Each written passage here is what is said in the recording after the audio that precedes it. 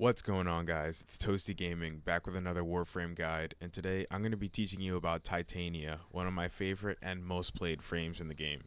She's very fun and versatile, however she has a slightly complicated set of abilities, especially her fourth, which has a lot of weird interactions in the game. But since I enjoy Titania so much, I decided to spend a couple hours in the simulacrum just testing out all different kinds of builds and synergies to find everything you could possibly put on her to maximize your damage and survivability. So let's get straight into it, starting with her abilities. Alright, let's start off with the passive ability. Titania generates health for herself and nearby allies every time she casts an ability. This might not seem like much at first, but this actually is going to unlock some key synergies later on to increase our damage pretty significantly. One small thing that should be noted is that this works on all kinds of allies, including the Arbitration Guy, Eidolon Lures, Defense Objectives, Spectres, but keep in mind it is only 4 health per second. Up next is her first ability, Spellbind. Now, you can use this on enemies if you want to just whisk them up in the air and have like 3 guys floating for some reason. I'd never do that. What you're going to want to use this for is the second part of the ability. You hold cast to get status immunity on Titania. What I suggest you guys do is exit out, go over to options, and then invert your tap and hold so that you can just tap the ability and then it will automatically just cast it on you and you'll get the status immunity. It's a lot easier. Up next is her second ability, Tribute. This is the one I think that psychs people out a little bit because it's a 4-part ability, but don't worry, it's actually just super brain dead to use. The first part of the ability is Thorns that reduces the damage you take by 50%, which is great. The second part of the ability is Dust, which reduces the chance that enemies will hit you by 50%. So we're doubling up on survivability there. It's pretty amazing. The third part of the ability is Full Moon, which buffs up the damage of your Razorflies as well as their survivability. And the fourth part of the ability is Entangle, which slows down nearby enemies. Basically, you don't really want to worry about what's up and what buff you're using and whatnot. You want to just spam cast on enemies. It would be tap to cast and hold to cycle if you inverted your controls like I said earlier. And then all you have to do is pick up these clones every 2 minutes. Just do that and you'll have your buffs up all the time. It's pretty simple. So Titania's third ability is Lantern, but that's the ability I subsume off of all of my builds because I feel like it just doesn't work with Titania. It's like a small little CC that you put down in an area, like a 20-meter AoE, and it just drags in enemies. But in my opinion, it just goes against everything that Titania's kit is built to do. She's built to move around, do missions fast, kill enemies fast. Why would I waste my time dropping a lantern down that does pitiful damage? It has like a 20-meter area to have enemies walk towards it. I feel like it's just useless in my opinion, so that's what I just subsume out on all my builds. Alright, now it's time for the bread and butter and the reason why everybody plays Titania, which is Razorwing.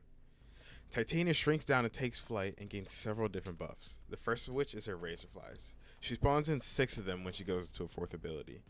These are little companions that attack enemies and distract fire away from you. Let's see what they can do against these level 80 enemies here. Cleaning up these butchers relatively easily. A synergy with your second ability is that when you cast it, they can actually pick up the shadows for you, so you don't have to go around picking them up individually.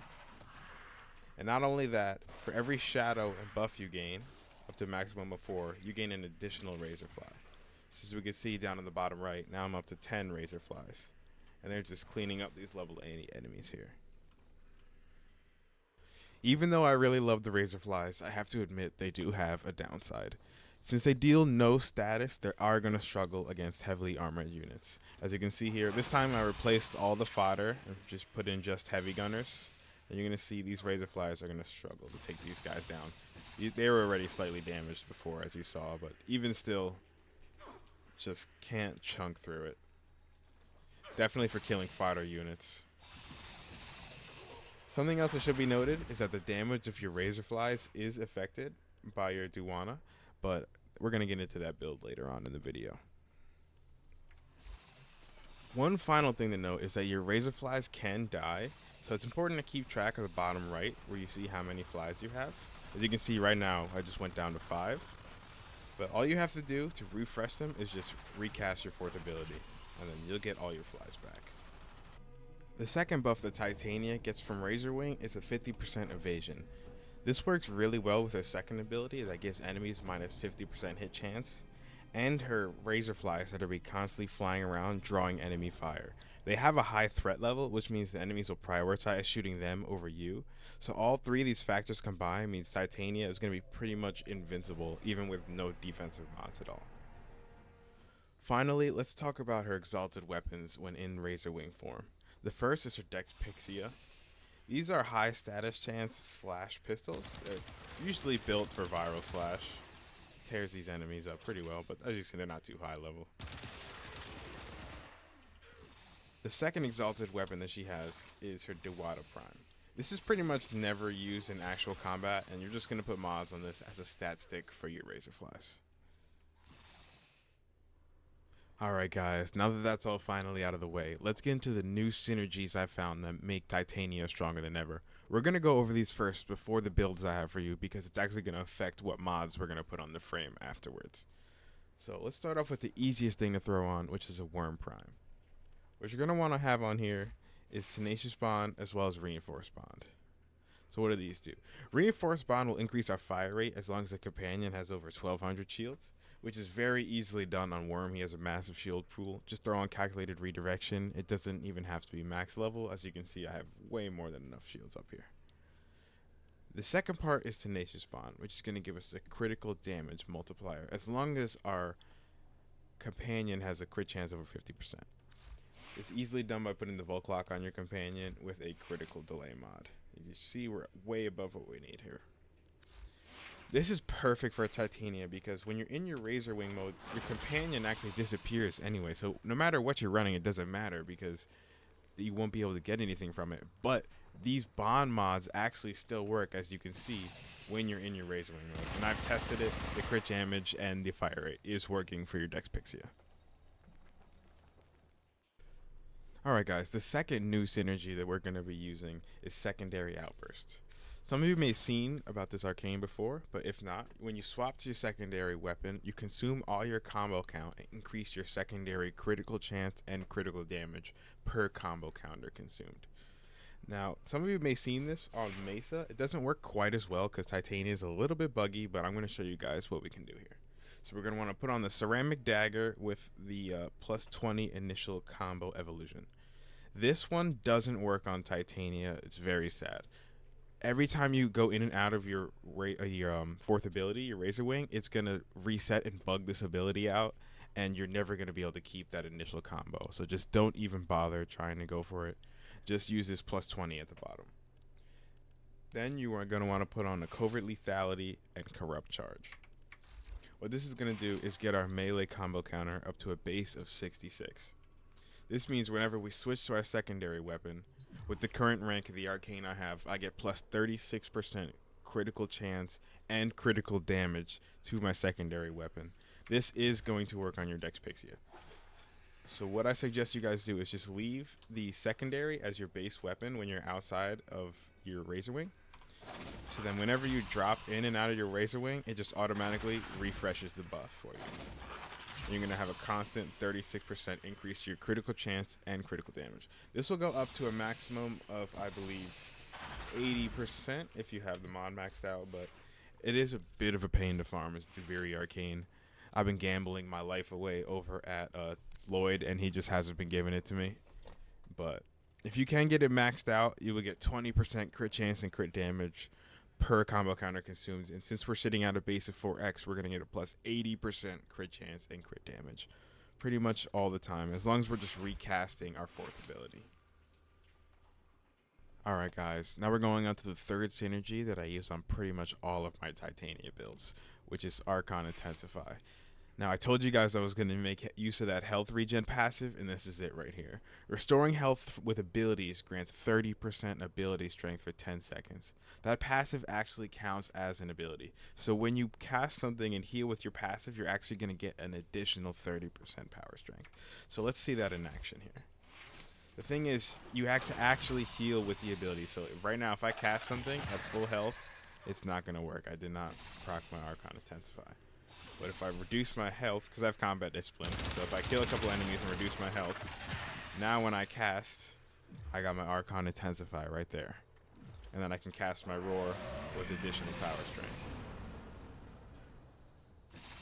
This also works for your 4th ability because that scales off of power strength as well, just slightly. Give you a 30% damage boost. It's primarily for your 3rd ability, whether it's Roar or whatever other helmet that you have in at the time.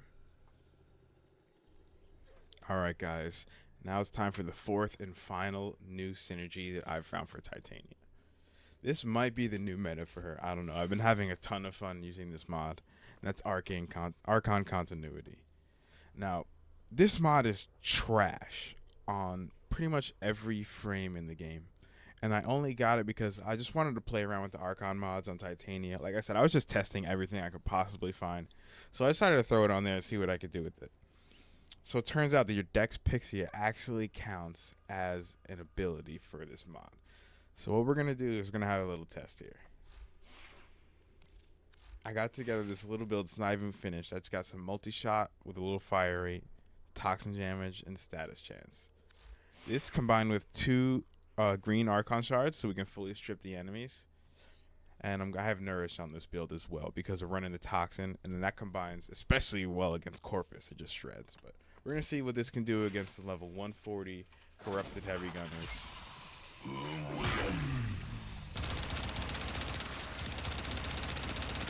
As soon as the armor strip kicks in, they just get melted. They just blow up. Guys, there was like 3 mod spots open on that build. It's literally just blowing these guys up. I mean, I don't know what else to say. Alright, now it's finally time to get into the builds. Just before I open the mod screen, I just want to show you what Archon shards I'm running here. I got 2 Tau Forged Amber Archon shards with maximum energy on spawn. The only reason I'm running these is just to save me the Exalted mod slot so I don't have to run Preparation. But that's basically all they're for, so if you don't have them, don't worry at all. That's just saving me that Exalted slot, letting me put Aviator and such up there. Then I have my 2 shards that give me the plus corrosion that we went over earlier. And then I just have some ability strength, because why not? You can put whatever you want there. I would not go for the secondary arcanes, like the secondary crit chance, because you have such a low base at 10%. It's really not going to do much. You're better off just throwing power strength in that slot. So this is my first Nourish build. We went over with the Archon Continuity from before. We're running Combat Discipline and Arcane Avenger so I can get consistent crits on my Dex Pixia. The buff that you get some secondary outburst is okay, but since you have such a low base crit chance, you really need that buff from Arcane Avenger to get consistent crits. Now I'm also running Aviator. This is pretty huge. This actually cuts down the damage that you receive from Combat Discipline. So this is really nice. This cuts it down by 2, so I'm actually only taking 4 health on kill right now, and I'm regenerating 4 health per second pretty much all the time for my passive. So I'm pretty much just sitting on full health always, even with Combat Discipline. It's really not a problem. Otherwise, I'm running just some duration, Prime Flow for energy capacity, running Stretch because using a negative range is freaking brutal with Tribute. I can't stand it. I have Stretch on all my builds just because I can't deal with a negative range trying to drop tributes. If you guys ever do it, you'll see what I'm talking about.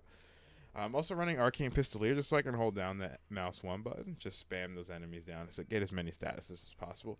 As well as Razorwing Blitz just for a little bit more fire rate as well. And we have a little bit more duration just to give us some efficiency. As you can see, I'm not running Energize or really any efficiency. And it's honestly not even a problem, I find. The drain on this really isn't that bad. It's just 2 per second. And with your Nourish, you're going to be just fine. You're just picking up energy orbs off the ground, off the enemies you kill, off of the Eximus units. Honestly, once I spawn in with my full energy, I pretty much just sit on full for the whole game. If I do an endurance run, whatever I'm doing, I have no energy problems. You're going to be able to kill more than enough enemies to keep up with your energy with this build. Up next is my Roar build. This is very similar to the last Nourish build, but we're just taking out Archon Continuity. We're going to go back to the old school Pyro Slash setup on our Dex Pixia. I also put in Augur Secrets just to buff up our Roar. And we put in Arcane Energized in this build because we're no longer running Nourish. So we are going to need the Energy Sustain. So we have that in here as well. Alright, up next is my Relic / Speedrun build. This is what I'm bringing usually to like mid to low levels: Sabotage, Capture, Exterminate, Spy, things like that. You could also bring her to your Nightmare missions. She's great for just blowing through those. Any kind of short mission you just want to kill enemies that aren't that high level, this is the perfect build. Basically just going to run around spamming Nullstar. This is what's going to kill the enemies. The reason I chose Nullstar over Thermal Sunder is because Nullstar actually pops boxes. So as you're flying through a mission, just spamming 3, you're going to be getting yourself things like Argon, Gallium, Neurodes from all those crates on the ground throughout the map, and you don't even have to be looking for them. It's just like automatic. It's just free resources. It's pretty nice. You're going to want to run Archon Vitality just so you can double up on those heat procs. You don't even have to level this. It just, you get the full effects from rank 1, so that's fine. And then I'm just running range and some power strength, as well as some max energy and duration. Alright guys, this is the final build I have for you, and this is a pure loot build. You're going to take this when you're trying to farm those hard to find resources like Void, Plumes, or Voca. What you're going to do is you're going to have the loot detector for massive range. You're going to just press M so you have the whole map open, and then you're just going to fly around spamming your 3 just like last time. But this time we maxed out the range fully. We didn't worry about damage. This is going to pop all the boxes within a huge AoE, and when you're picking up the loot, you're going to see little squares on the map of loot that you didn't pick up or boxes that you didn't break. And that's where you go and you'll find your Void Plume, or you'll find your Voca, or you'll find whatever you're looking for. This is a pretty great build for that. Even if you're just trying to farm like Argon, things like that, just blow through the mission, just spam 3, pop every box, pick up all the loot, and dip out. Alright, and last but not least, let's get on to the Exalted weapon builds. For Titania, this is my Toxin build I'm using primarily. You need Hornet Strike because there's no arcanes for your Exalted weapons, so you do need that base damage. And then we have Multi-Shot and Status Chance from Galvanized Shot. We have crit damage because we are buffing up our crit chance. And the crit chance is so low on base, you don't want to waste your time putting a crit mod here, because look, if I put critical bullseye in here, it's only giving me like a 20% boost. This plus 90% fire rate is going to do way more in increasing your DPS.